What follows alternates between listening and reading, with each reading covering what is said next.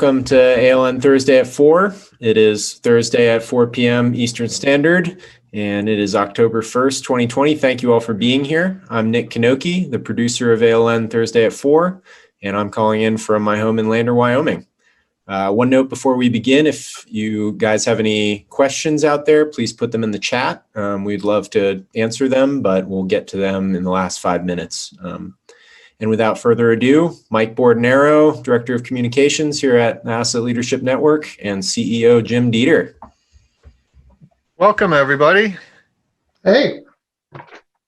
So, Jim, are you excited about the upcoming 2020 Asset Leadership Forum, Restructuring America? Every year, it's an amazing ride. We pivoted quickly from having an in-person event to having a virtual event. One of the features of the ALN is we are very flexible, and that's worked well for us, and particularly in this case. And Mike and I are particularly glad that we won't be spending one day over the weekend getting ready, printing name tags. Oh, that's You've never printed name tags. You have no idea what a joy that is to do. Yeah, but something you've said earlier this week is each year we keep building the momentum, and I got to tell you, I've thought that was kind of like a good platitude, but this year is incredible what we have.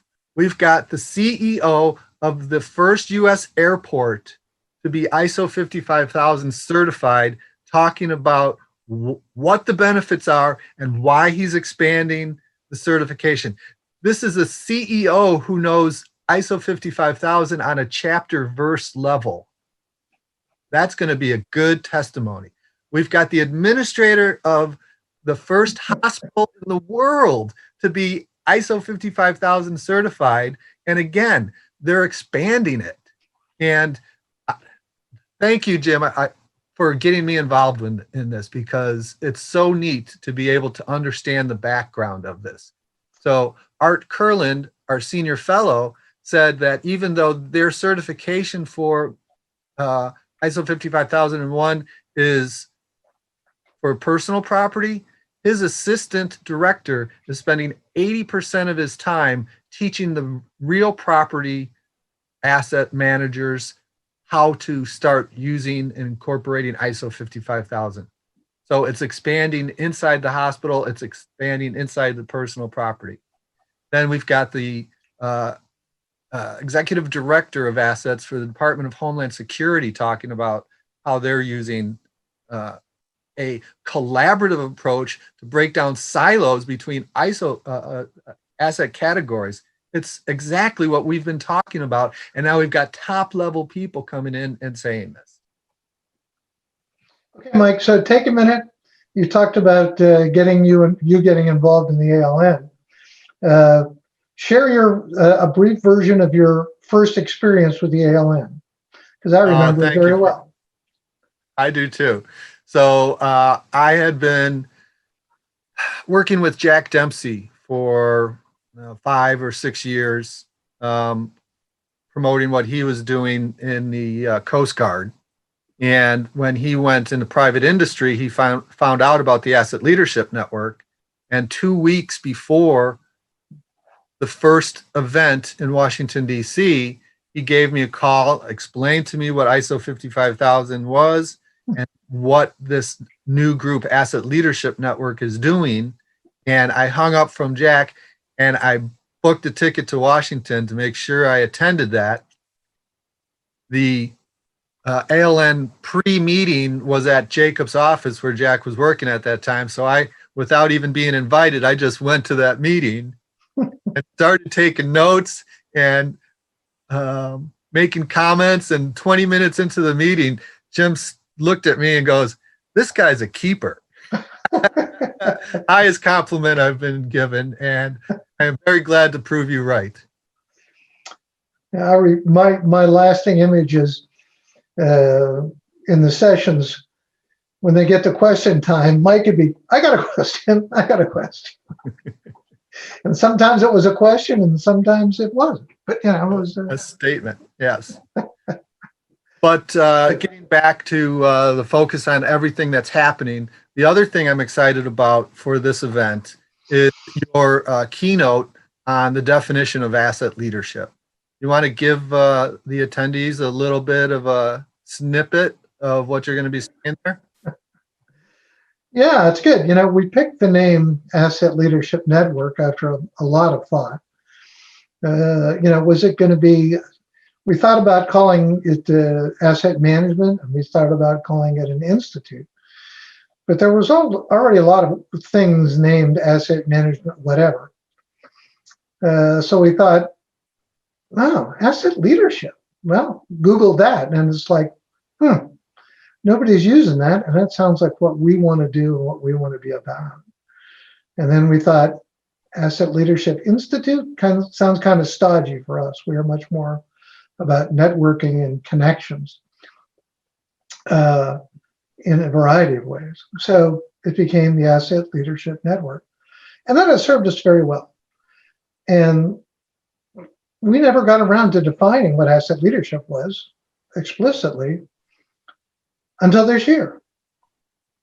And we hit on an easy, simple definition of asset leadership that really fills a hole, because in the development of ISO 55000, it explicitly doesn't address in the documents who's doing it and who's leading it. There's no section about you should have an asset manager, you should have 10 asset managers, you know, where that person should be in the organization, etc. It's just not there.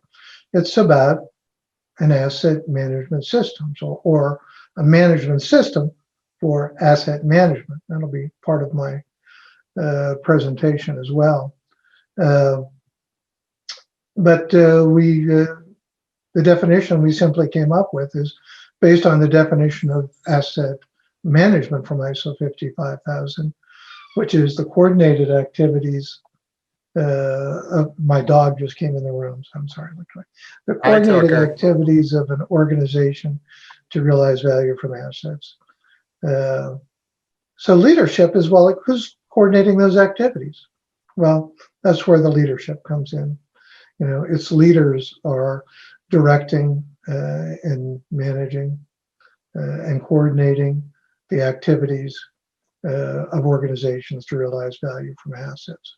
So it puts the focus on the person responsible for asset management, and within that, the asset management system. It's a simple grammatic execution. Yeah. And when I explained it to my father, he goes, well, it's about time. That's what you've been named for all these years. Yeah. So that's going to be a good start, is really putting a flag in the ground, differentiating asset leadership from asset management.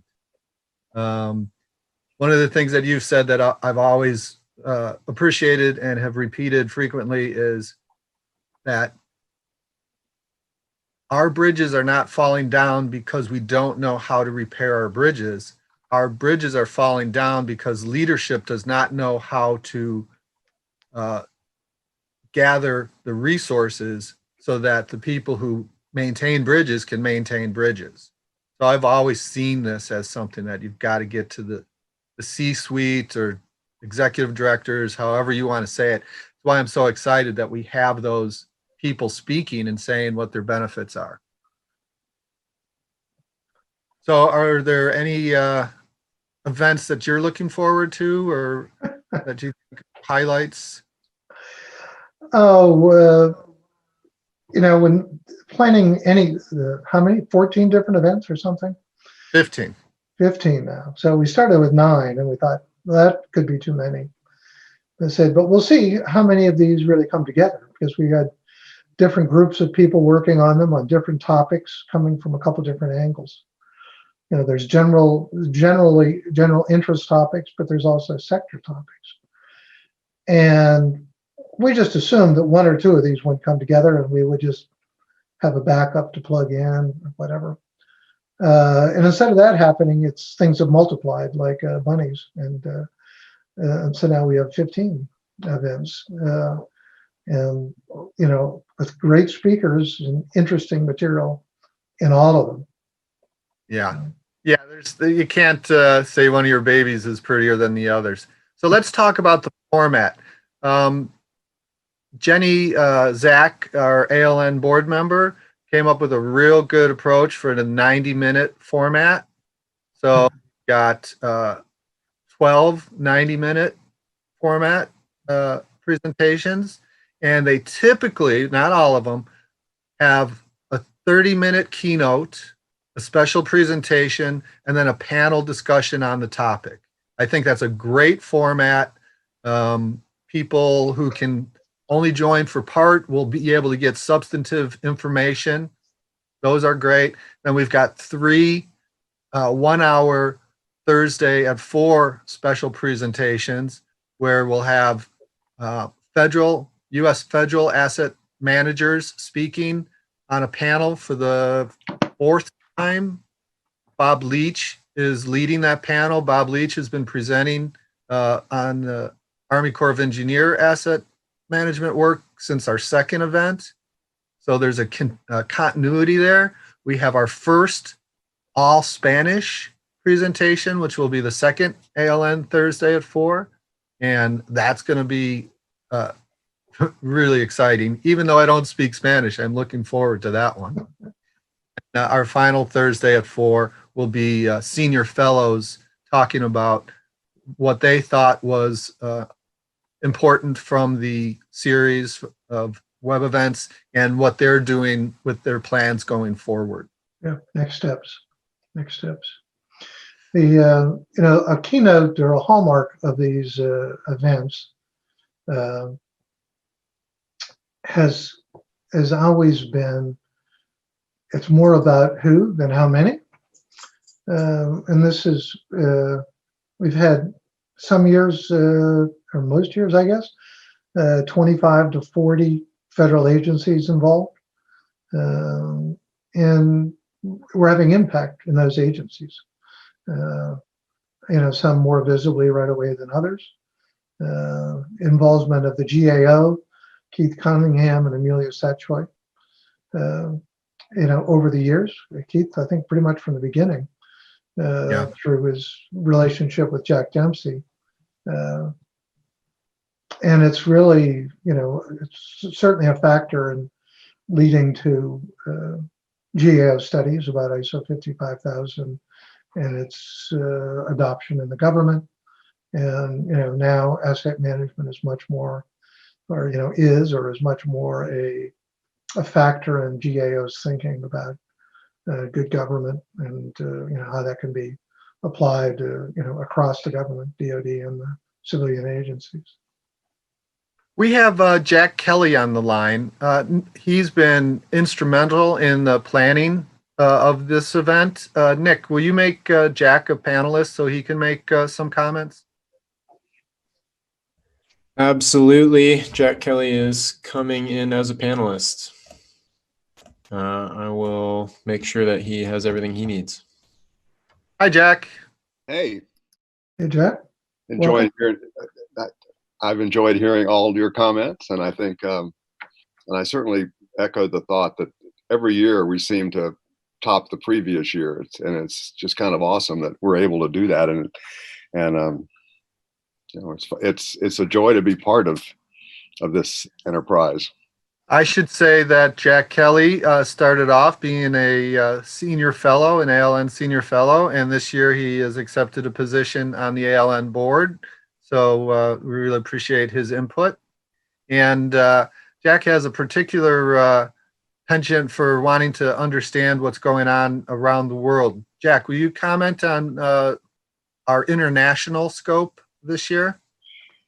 Well, we've those of you the folks who were at last fall's conference, had an opportunity to hear a presentation that I gave about where in the world is ISO 55000.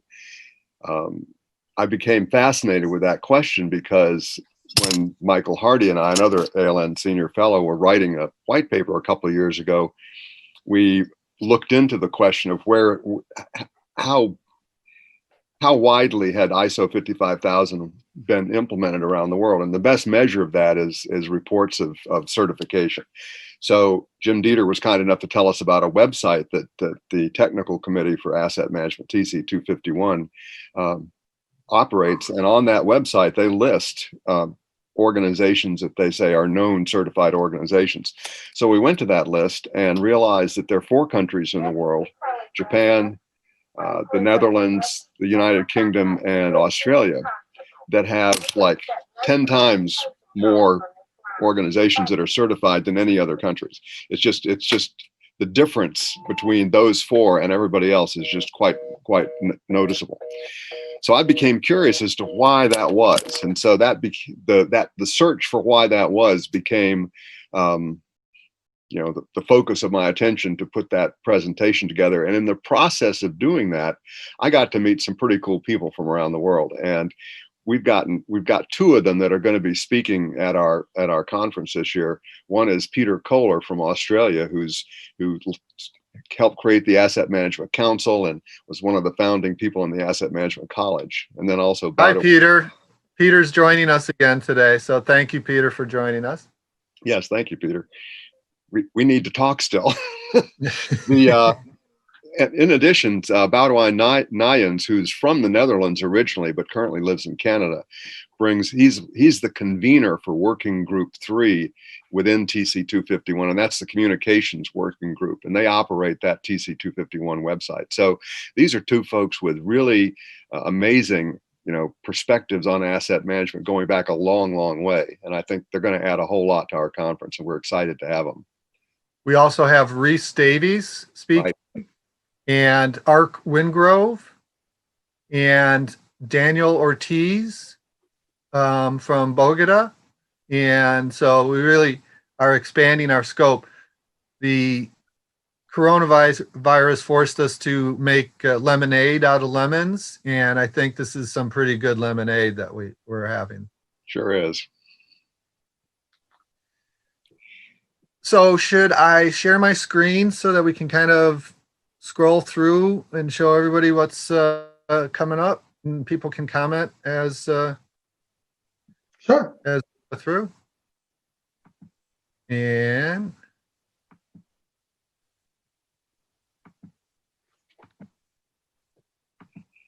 there we go. Okay, so the first day, Jim is going to start off with the definition of asset leadership. Jenny Zach is going to provide an overview. There's going to be Jack and Jim, why don't you talk about the NALS presentation that will be occurring on the first day? Jack, go ahead. Okay, so last year we presented the foundational elements of what we're calling the NALS, the National Asset Leadership Strategy. And we had done some thinking about implementation, but it wasn't well enough evolved for us to include that in the presentation. So part 1 of the NALS document was just the foundational elements. So earlier this year, we started having discussions on what next. And so we developed this National Asset Leadership Success Strategy. Success in that the whole purpose of ISO 55000 is to help organizations succeed in managing their assets to achieve objectives. So that's kind of the framework that we set out for ourselves. The other thing we decided was it probably makes, given the way the United States is organized to address laws and sectors of the economy, that a sector-based approach would be the most promising approach, because there are very unique aspects to different sectors like energy, transportation, subsets of sectors like within energy, you've got generation and distribution, all that kind of stuff. So we developed a document that lays out ways that teams of people who are focusing on different sectors can approach that work. And so we'll talk some what about that at the kickoff. And then some of the, as you know, some of the topics that we're discussing during the course of the program, and you'll cover them later, are sector focused as well. So we're trying to build a sector focus in the way we implement asset management in this country. And I got to jump in to say the other panel on the first day is going to be Jack, along with Tony McGrail and Tom Smith. So three of my favorite people in asset management, and three amazing, intelligent, remarkable people. And we gave them a blank check as to what to talk about under the topic of future of assets. A blank check and an open microphone, danger. I have to say Tony McGrail was involved at the very beginning of the Asset Leadership Network. In the first presentation, I really was kind of lost.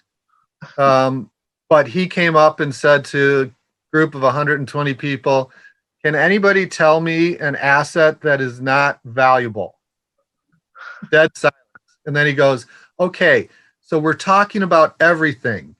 And I was like, "With my people, this is what I want to be."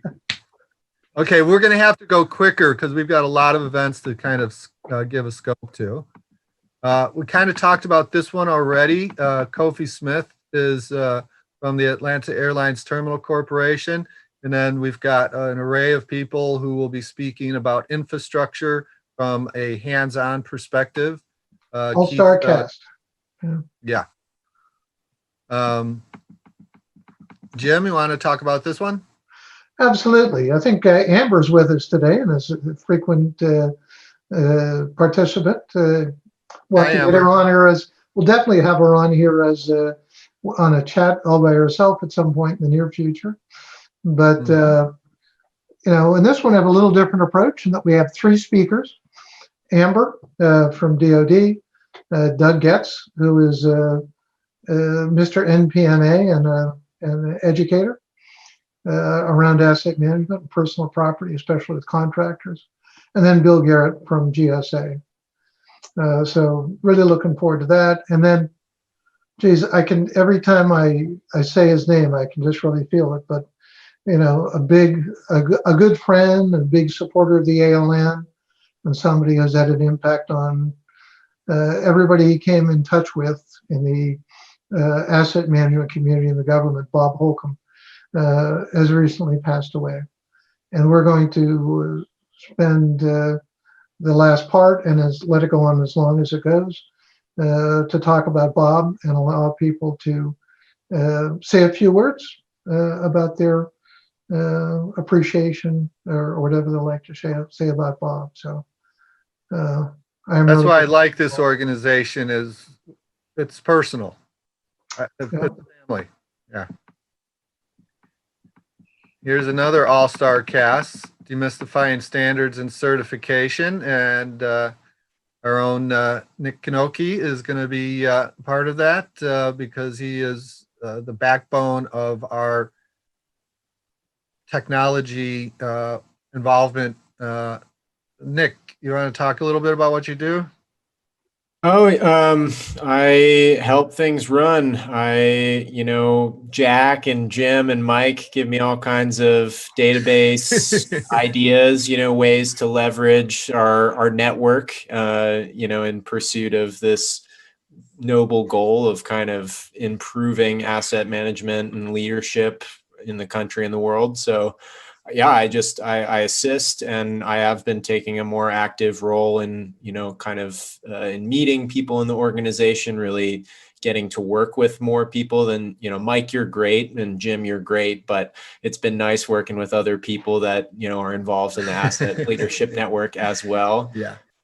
And it's everything, especially with this year, this digital event. Our exam is now online exam, and we wouldn't have been able to do it if Nick didn't interface with the Proctorio technology that lets people log in, take the tests remotely, and then proceed. Okay, we got to really rip through things here. We can't go on without mentioning Dominic Townsend. And he's an ALN board member and is a big part of this presentation.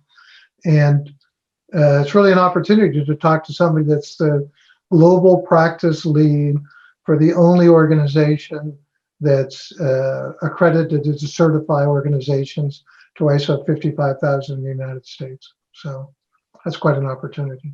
And Rich Culberson has been so instrumental in taking things to a higher level and making connections between standards bodies. And I've already mentioned Bob Leach and his manager, so we'll be able to pass through that. This one I'm so very excited about. Jennifer, Zach, and I talked with Hugh Sinclair yesterday, and the first thing he said is, "Thank you for inviting me to speak. I've been wanting to talk about addressing inequity through asset leadership for a long time." And then he went on a 5-minute hacked monologue that described everything we want this panel to be. So I'm sure this is going to be great. We've got Mark Moriel, president of National Urban League, starting it off, and then Hugh is going to help us. Eric is a new senior fellow. Daniel is a senior fellow, and Cecilia Mowat. It went up to the top. Cecilia Mowat is a lawyer with international real estate experience. Pharmaceutical asset management is very interesting. Bob Smith is a senior fellow and a board member, and he is going to be explaining the Pharma 4.0, which is an initiative to improve pharmaceutical manufacturing and how that aligns with ISO 55000. Mark Giuliani is going to make a model of a pharmaceutical facility and pass the information on to Nick Kissel and show how it actually works. This is going to be really interesting and exciting. Federal facility management, Ken Burgess, I've mentioned from the Department of Homeland Security. He's actually doing a keynote panel. He is one of those leaders who recognizes that he doesn't know everything, and he's going to have Eric Brown and other people from the Department of Homeland Security on there. And when he's done with his part, we'll hand it off to them. Really interested in that. Got to at least mention that every year we've had part of our event, at least, has been at the National Academies of Science, Engineering, and Medicine. And it's, this connection continues, but we aren't able to use the facility this year. But hopefully we will again next year. And that's why Cameron Oskvig will be speaking, and Jack and Mike Imony will be talking about the way that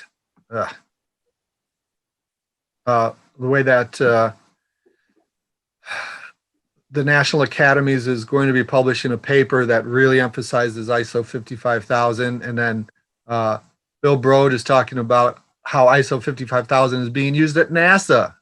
They're starting to use ISO 55000 at NASA. So that'll be really 2-minute great warning. too. Yes, healthcare. Art Curlin, I talked about the university health system. Tia Margos, who is with the Andrew James Advisory Group.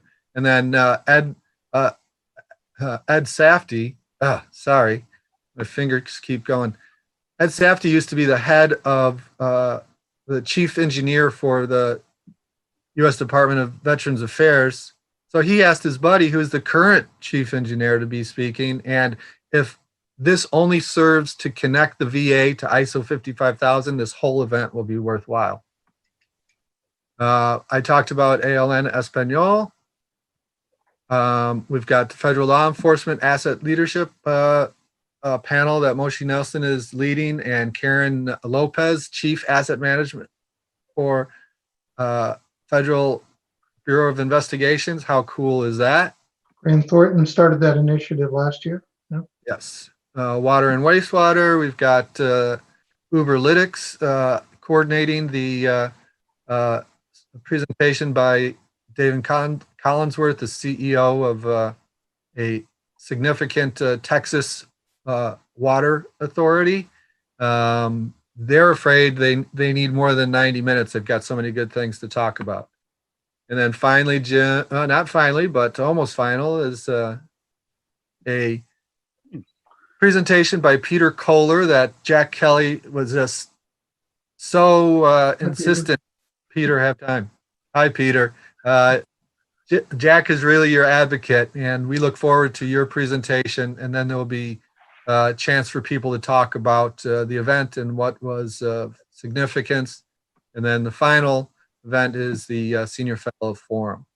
Wowza, Mike. That was a way to get through weeks of events and work and really important people in minutes. Amazing. Thank you for doing that short synopsis. Again, we are really trying to respect everyone's time that was here today. So we had to move through that quickly. But of course, you can see all this information on our website. And we'd love to continue the conversation. Feel free to reach out to us personally for more information. Do you guys want to say some closing, and then I'll play the end slides? Thanks, everybody, for attending. Yep. Looking forward to next week and the following. Thanks, Nick. Okay, and as always, thank you so much, Jim Dieter, CEO, ALN. Would not be possible without you, and Mike Bornero, Director of Communications. And of course, our organizational members. Again, without them, none of this would be possible. There's our notes about the production team. And again, yeah, if you